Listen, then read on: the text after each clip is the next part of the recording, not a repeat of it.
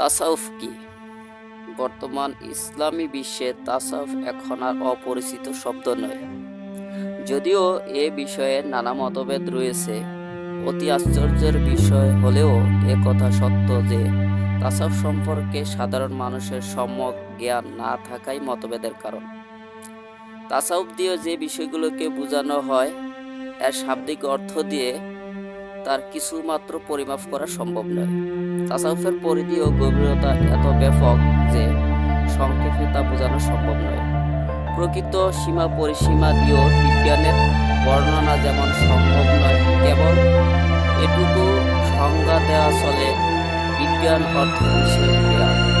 ঠিক তেমনি তাসাউফের সংজ্ঞা দেওয়া চলে, এটা আত্মার জন্য বিশেষ জ্ঞান বা আত্মিক জ্ঞান।